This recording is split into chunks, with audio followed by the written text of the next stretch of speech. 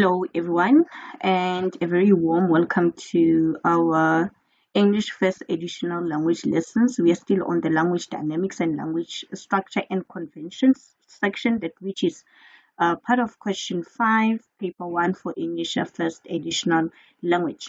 I would advise that before you view this video, kindly view the previous one that was based on the definition of the parts of speech, and then what we are going to do now is to delve deeper on the parts of speech in the form of an activity, and the kind of an activity that we are going to do mirrors rather the same technique that is used by examiners in paper 1 to actually ask questions based on parts of speech.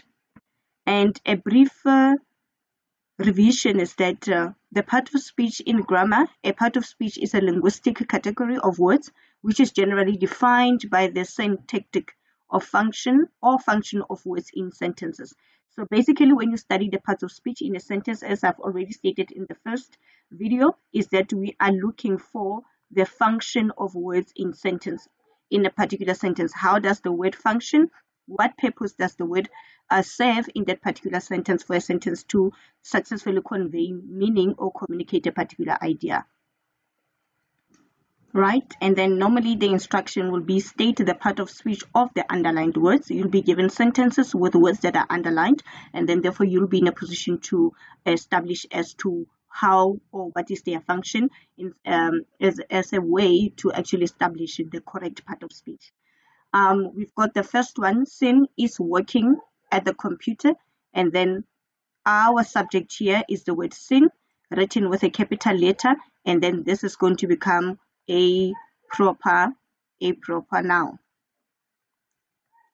right? And then is working, this is the action that is performed by the subject sin. So we come here and then we look at the word. What does it function? It functions to show us action that is performed by sin. So therefore this becomes what your verb. So you see what I'm doing. I'm not only guessing them, but I'm also checking their function. Because if you don't understand the function of the word, you will not be in a position to actually accurately establish the correct part of speech. So here we are checking the function of words in sentences. And then we move along. We are not going to delve much on the definitions because the definitions were done on the previous lesson. So now we need to apply the definitions and see as to whether are we able to thoroughly identify the correct part of speech. Remember, we are looking at how words function in a sentence. Now we've got what you call determiners or articles. A determiner can be specific, a determiner can be non-specific. So we've got the word they in the second sentence, and this is what you call an article, or if you don't want to call it an article, you can call it a determiner.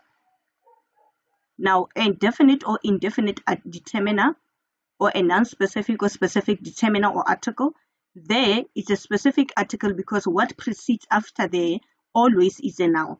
And then another form of article that we can have which is non-specific is what you call a. Right? So these two are what you call determiners or articles. And you must know that what precedes a determiner, automatically it becomes what? It becomes what? Your noun. Now, I would advise that before you establish or identify the parts of speech, read the sentence first so that you can actually see the correct function of the word.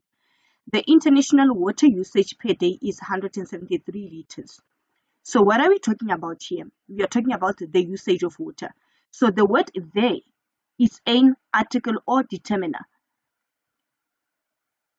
However, we are not talking about international. We are not talking about water. What we are talking about here is actually the word usage. However, we've got descriptive words before usage. We've got international. What kind of water usage are we talking about? We are talking about the international water usage. So usage here in this sentence actually is a noun. It might be a bit tricky. Let us revisit the sentence again. The international water usage. We've got an article there or a determiner there. And we say what precedes or comes after an article normally is a noun. However, the sentence is actually unique because before we have a noun, We are having the word international. We are also having the word what? Water. Now the question is, what are we talking about? We are talking about not only water, but what? Water usage. So the word usage alone in the sentence is a noun because it correlates with the article or the determiner there as a subject of the sentence to know what is that we are talking about, right? So international can also become what you call an adjective because it describes the kind of water usage that we are talking about. And then water in this case, arguably, it can be an adverb because it modifies what? The noun that which we are referencing to with respect to the part of speech. And then per day, the word day now becomes your common noun.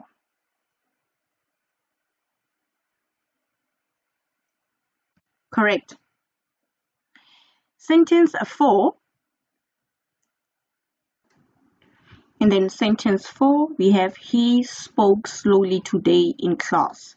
And then we have he, which is a noun, a pronoun.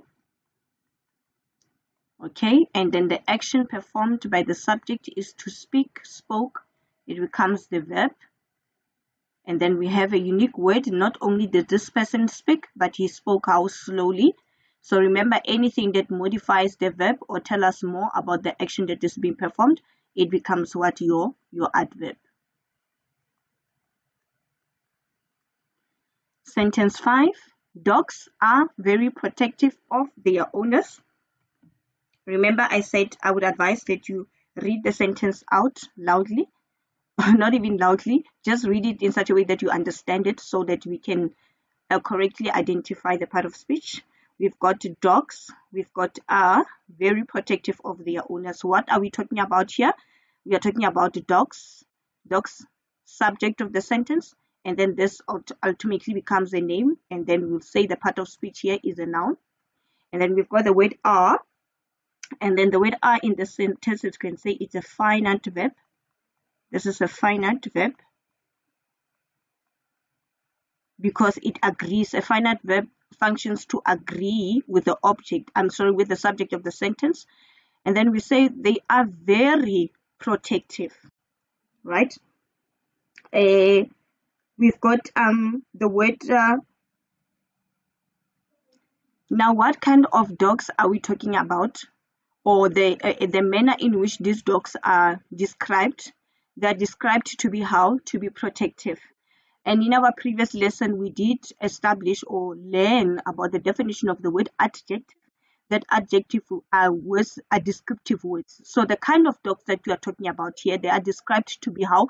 Protective. So the word protective therefore becomes what? Your adjective, because it describes the kind of dogs that you are talking about. However, what is unique in this sentence again is that we've got the word very, right? So dogs are very protective. It means now very. What does it do? It modifies the adjective. So if any word that modifies an adjective or an action, we know that it's going to become what? Your adverb, because it tells us more about this descriptive word, or it tells us more about the adjective.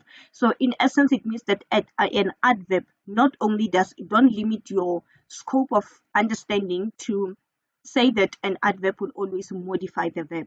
There are instances or sentences of this nature where we find an adverb such as the word very modifying the adjective instead of modifying the verb like we normally know. Correct. And then the word of, remember when in our previous lesson we said all the small words that link the noun with other words in a sentence, or that indicate the direction or the location of the noun or the action that is being performed. This one becomes your preposition. And then we've got their. This is going to be now your possessive pronoun.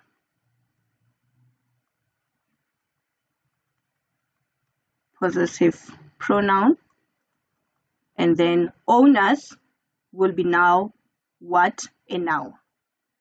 So let us revisit the sentence again. Dogs are very protective of their owners. We've got dogs as a subject and a noun in the sentence. And then this is a finite verb. The word I is a finite verb and very protective. So the word protective was used to describe the kind of dogs that we are talking about, and all the words that are descriptive in parts of speech, we know that we call them what? Adjective, words that describe.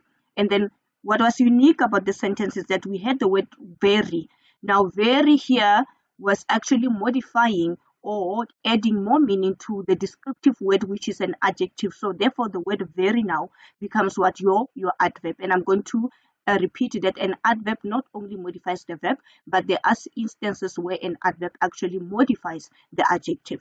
And then we thought the word of as a preposition and their as a possessive pronoun, and then who are they or whom are they protective of? They are protective of their owners. So owners become what? Becomes your noun. So it is important to read the sentence out and thoroughly understand the function of each and every word so that you are in a position to actually determine the correct part of speech, because one word can be a verb in a particular sentence only for that word to be a noun in a different sentence. So you need to read the sentence and understand the meaning conveyed or communicated in such a way that you will be in a position not to guess the part of speech, but to be in a position to correctly identify the part of speech. Let us move on. There have been two enormous snowstorms this winter. And then have been can also be a constructive verb. We can call this a constructive verb.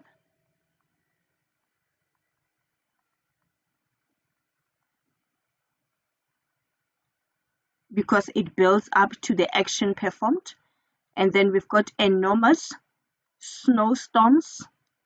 What kind of snowstorms are we talking about? Enormous ones. So it means the word enormous actually describes the kind of snowstorms that you are talking about. And then we know that descriptive words are actually adjective as a part of speech because they simply do what? Describe. And then when, okay, enormous storms when this winter. So winter becomes a name of a season that the sentence is talking about. So winter definitely is going to become what? Your noun, right? Sentence 6, Tom Cruise and Nicole Kidman announced that they are getting separated. We've got two names that are written in capital letters, and we know that if we know names that are written in capital letters, you need to be specific to say these are what? These are proper nouns. These are proper nouns. Now, what did they do? They announced. This is the action that they performed. Now, this is a verb, and then that they are. The word are is going to become your finite verb. And then what are they doing? They are getting what? Separated. Again, here we are having a verb.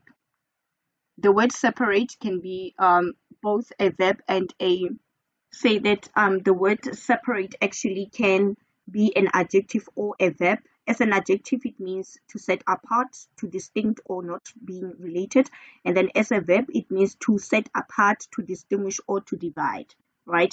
Hence, I said that we need to be careful and see how words are used in a sentence for us to accurately, for you learners to accurately determine the part of speech. Right, let us move to the sentence, to sentence 7.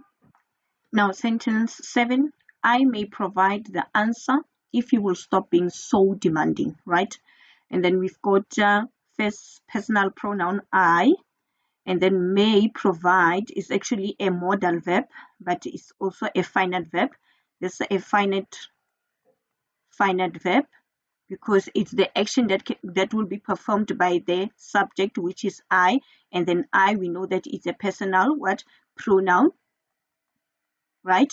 And then what is that the person will provide is the answer. Remember, this is a determiner or an article, and what precedes the determiner or the article in this case is going to become a noun. So the answer here is a noun, and then we pause here. If you will stop being so demanding.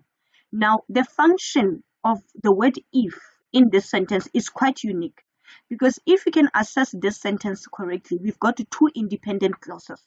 I may provide the answer. That alone is a complete sentence.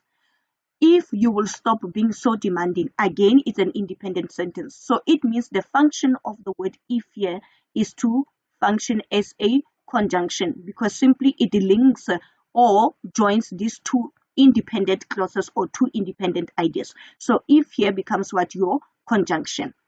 And then again, you is a pronoun. If you will stop being so demanding. So this person is how? The person here is demanding.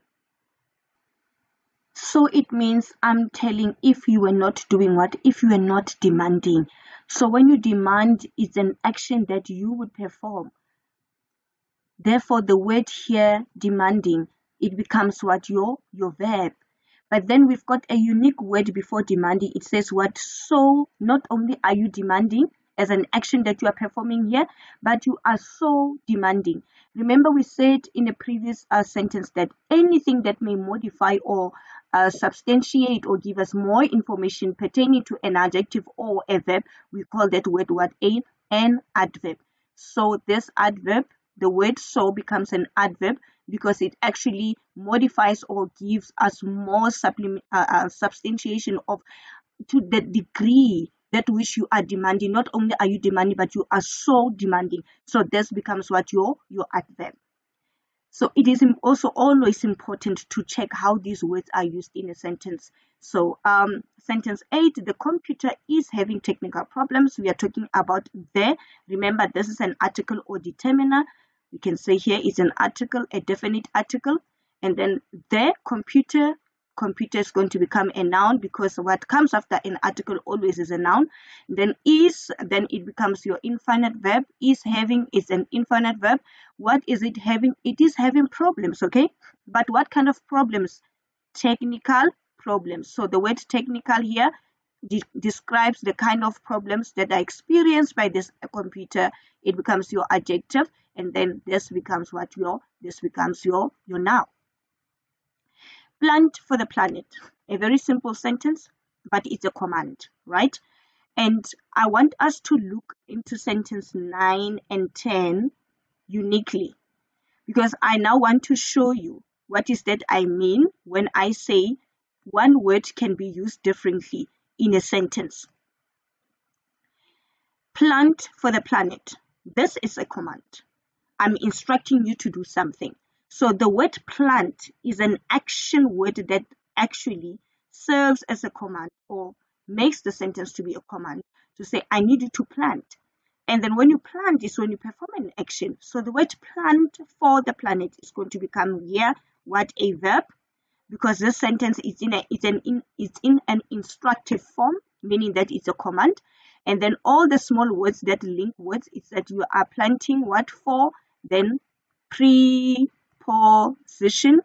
The word for, it will be your preposition. And then we've got a determiner, which is an article. Again, what comes after a determiner or an article is planet. So planet becomes what? Planet becomes what? Your noun. Now, sentence 10, I prefer a green plant. Remember here we said plant because it's a verb, because it was an instruction given to you that this is the action that you need to perform. But in sentence 10 now we say, I prefer a green plant. I is a personal pronoun. This is a pronoun. Prefer, it can be a finite verb. And then I, it's an indefinite article. It's an indefinite article. Now, what do I prefer here? I prefer a green plant. So plant in sentence 10 cannot be a verb. It is used to describe the kind of, to name what is that the doer in the sentence prefers, which is a plant. So the plant here becomes what? It becomes what? Your noun. And then what kind of plant do I prefer? I prefer a green one. So the word green is used to describe the kind of plant that I prefer. And remember, all the descriptive words in parts of speech, we call them what? Adjectives. So the reason I included these two sentences is to show you that you need to thoroughly study the sentence and how words are used, because the same word can mean different things or can be used differently to convey various ideas in a sentence depending on how the word is used. We have the word plant here as an instructive verb, and then we've got the word plant here as a noun because it names what the subject prefers, which is that he prefers a green plant. But here it was an instructive verb to say go and plant for the planet. So at times you need to really study the sentence, not at times, every time you need to really study the sentences so that you can establish how words are used or what is the function. Remember, because parts of speech we are just dealing with functions of words in a sentence. Right, let us move along. Then sentence 11. The hope is that the trip will end with a run in America. We've got there. We know that this is an article, a definite article, or a determiner. The hope, what comes after an article, is a noun. Is that the trip will end with a, again, this is an indefinite what article or determiner. And then what comes after an article or a determiner? The word run here is not a verb, is a what? Is a noun. Because it comes or precedes what's an article. And then where in America, then America becomes what? Your proper noun. In a different sentence, I can say that John will run later. Or Lesego will run today. That is in an action format. But here, the word run is actually used as a name, not as a verb like we normally know. I hope for a better future. The word hope in sentence 12, the hope is that the trip. It means it names the emotion that is felt in a sentence. So we say what in the sentence, the name of the emotion that we have is the hope. So this here functions as a noun. But if I say I hope for a better future, it becomes what? Your finite verb. It becomes your finite verb. That is why I've been showing you with various sentences that the same word can be used differently in a sentence. So in essence, for you to be in a position to understand the part of speech is to know the definitions. Please revisit the previous video. Read the sentence. Check the function of the word. Is it there to describe? Is it there to modify the verb? Is it there to connect the words in a sentence or join sentences, that which is a conjunction? Is it there to show action, that which is a verb? So you must understand the function of the word, and the only way that you can understand the function is when you thoroughly read the sentence and check how words are used in such a way that you'll be able to identify the correct part of speech in a sentence. Remember, this is question 5 for English FAL, where examiners will actually give you sentences and then they will underline words, and then you will be asked to determine the kind of words that are underlined. Thank you.